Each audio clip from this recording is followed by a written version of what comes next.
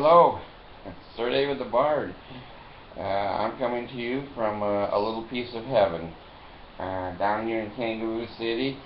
I got a couple little kangaroos that are cleaning the house, and every time they hop, you hear it all through the house, especially up on the second floor. You can't have kangaroo children and scream to them, "Don't jump." Anyway, just have a short little situation that's come up, and I have to tell you guys because it's therapy. It's therapy for me. If I have no one to talk to, then I just sit in this chair and blow up like a blimp with legs and then explode. Because this society and what happens out there, I can't take. I can't take. I hope I die and go to a bipolar world. I don't want to be around normal people. Well, let me tell you. I told you a couple of videos ago I bought this home warranty program, and so far, it's been pretty good. They fixed the dishwasher. I told you after 5 times coming out. But anyway, I reported my ceiling fan. We've got, I don't know, 5 or 6 ceiling fans, and one of them quit working. So I looked up my warranty thing, and it said ceiling fan covered. God, that's good. That's good. So I call and I make my complaint that I have a ceiling fan that doesn't turn around. It's there, but it just does one of these, and that ain't good. That's not good. I've learned. Now, you debate me, I don't care. I've learned. My ceiling fans run 24/7, 365. Day, night, winter, it doesn't matter. With cathedral ceilings, if you want to pay a lot of money for electricity, don't buy a ceiling fan. They save a lot of money. Anyway, so I call this guy up, and he comes out, and he's an electrician. And he goes in the room, and we get him a ladder so he can climb up there. He didn't even bring his own ladder. But anyway, he starts pulling on the chain. Now the lights on the ceiling fan work. Pull on the chain, lights come on. Pull on the chain, lights go off.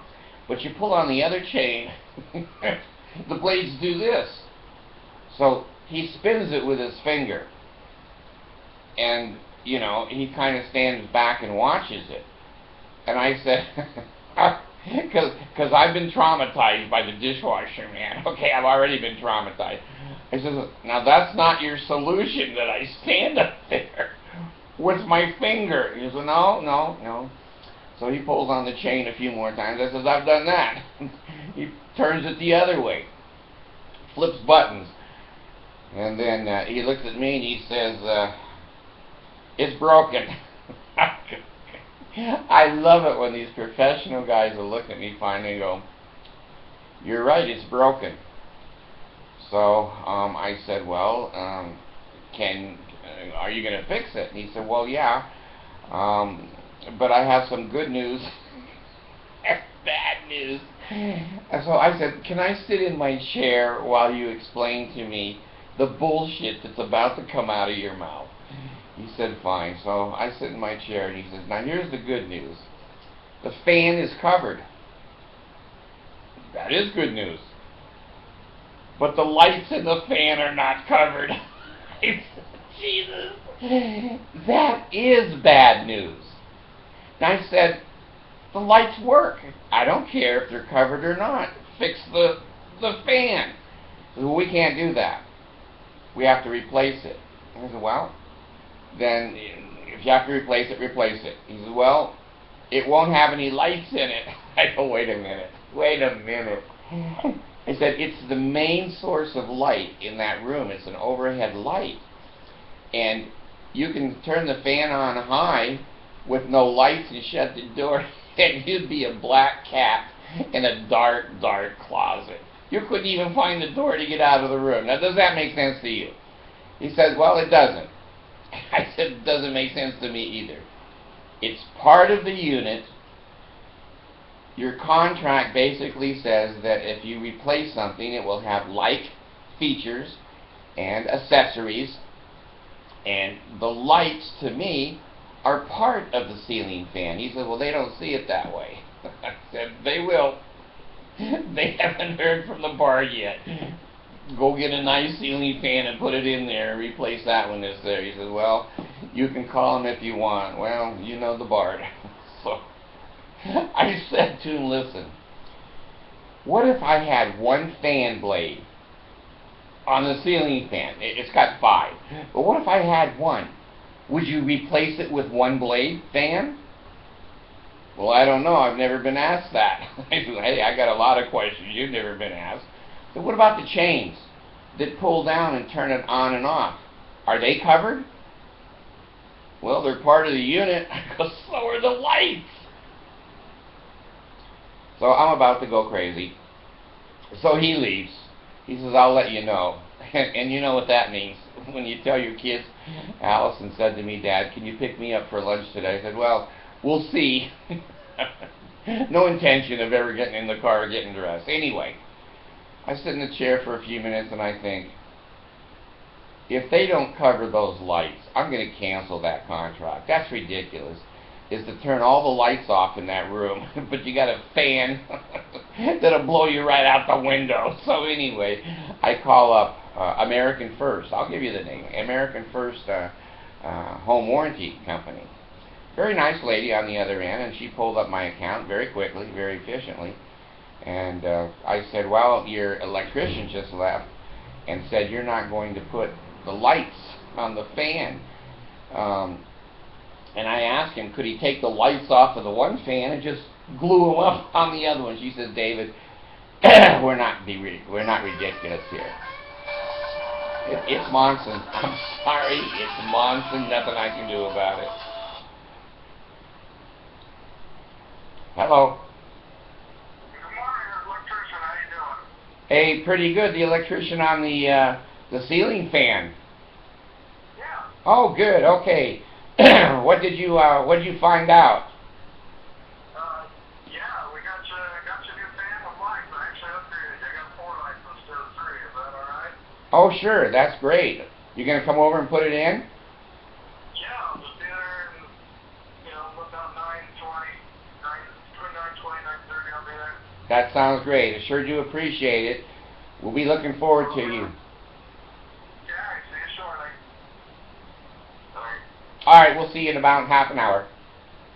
Yeah, bye. Okay, bye. That's the electrician.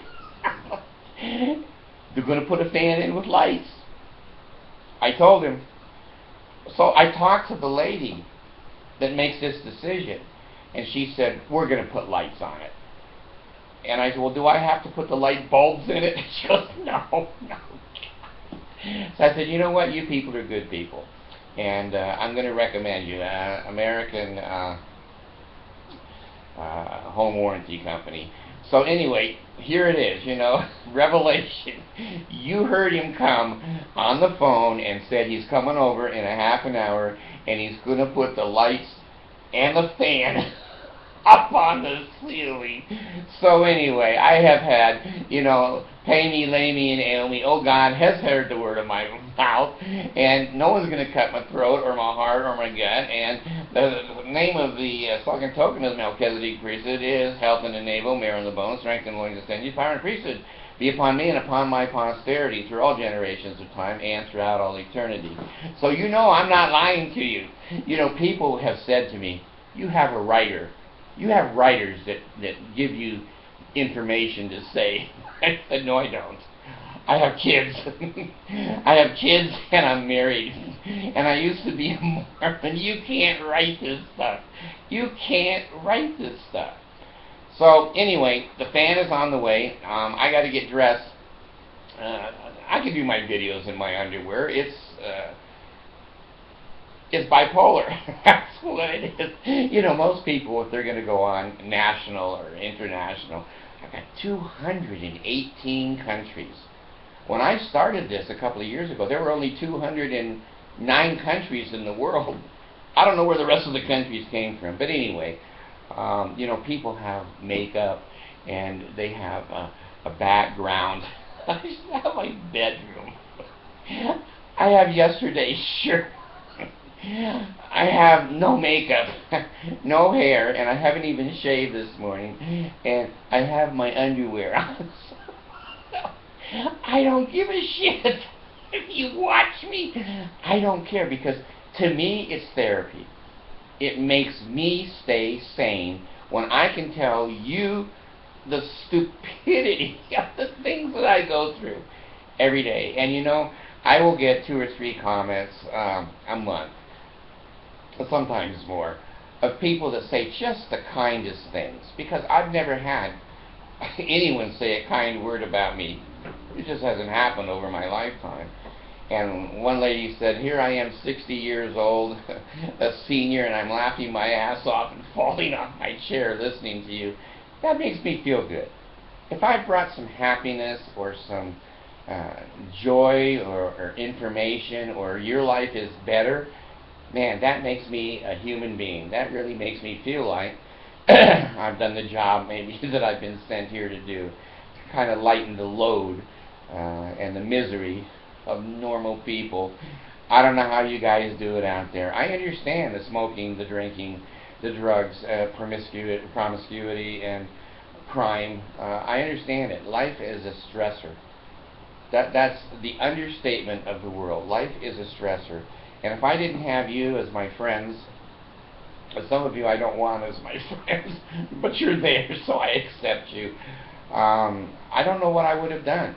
I don't know, because I have tried to commit suicide several times, 3 or 4 times. And I've been a miserable human being in a lot of my life. These days, I'm on cloud 9. Cloud 9 has a lot of water in it, and I could rain right out on the ground, so I'm not going to put my chickens in the basket before they hatch. But I do appreciate the few of you that have gone so overboard to say some kind things. And I hope I brought some happiness, some information. And I'm not telling you anything you don't know. I'm not stupid here. All the things that happen to me happen to you. They just don't happen in the same proportion. My life, I live my life hard. And a lot of people I see and things happen. And I think one of the reasons that some of you watch me is you go, shit, that happened to me too. That happened to me too. And I'm able to express it. I'm so thankful. I seem to have, someone said the other day, articulation. I have a way of articulating, and when I articulate in the car, my wives all go to sleep. All 6 of them. They just go to sleep, and I drive by myself. But I don't mind that. I don't. But anyway, the kind words I do appreciate, and I hope I brought some kind of laughter or a smile or a feeling. Maybe you reconciled something with a child or a mate, and that there's been some good. I want the world to be a better place because I was here. I do. That's my only goal. I want the world to be a better place. Don't want to be famous. Don't want to write books. The only people I've ever deleted off of my program are people trying to make money. I don't make any money. I don't need any money. I don't want any money. I'm very happy with what I've got. So if you write in and you're asking for donations or you're advertising for money, which is my brother Randy. God dang, I've banned him here like 92 times, and he writes back, and YouTube has a filter system now, and when it sees Randy the Filipino, they don't even put him down. And you know, I don't hate the guy, but he just can't make a comment based upon the issues, and he's extremely insulting. That I don't mind, because you know, he's mentally ill, and that's what those kind of people do. And he always leaves all of his websites on there, and all of his websites are for pamphlets and books, kind of like Jehovah's Witness pamphlets, and you pay $5 for or whatever. So anyway, I don't want anybody making money. Truth is free. Remember, the Bard told you that. Truth is free. As soon as somebody puts their hand out and makes you give them money for information, that's when the Bard says something's wrong. Because any truth that I have is free to you. You may use it, you may throw it in the bucket, you may unsubscribe. You know what? I've got over 2,000 subscribers now. I didn't know that. I've had more people subscribe to me in the last 2 weeks than I've had in 3 years. I don't know what it is. But anyway, the hits, we're coming up on 1.2 million. I never thought, when I started this program, I was a lonely, angry old man looking back on a life of Mormonism which just brutalized me and my family. And I was and am so embarrassed and ashamed that it took me over 50 years to discover it wasn't true, and that I was in a cult. I don't want to be in a cult. It's not true. And now I'm happy. I can't tell you how happy I get up every day and look out and see the little lake and the river out there, and you can hear the waves in the background. And I have so many kangaroos that depend upon me, and I just throw them a little food now and then. They hop in the house. They make a hell of a mess. Anyway, I love what I'm doing. You've given me in my old age peace, harmony, happiness, joy, and I can't thank you enough. I can't thank you enough. All I can do is be myself and broadcast when I come across these weird things. You've been through them just like I have, but somehow I'm able to kind of get it out in a story and have people say, yeah, that's happened to me. So anyway, this Bard is gone.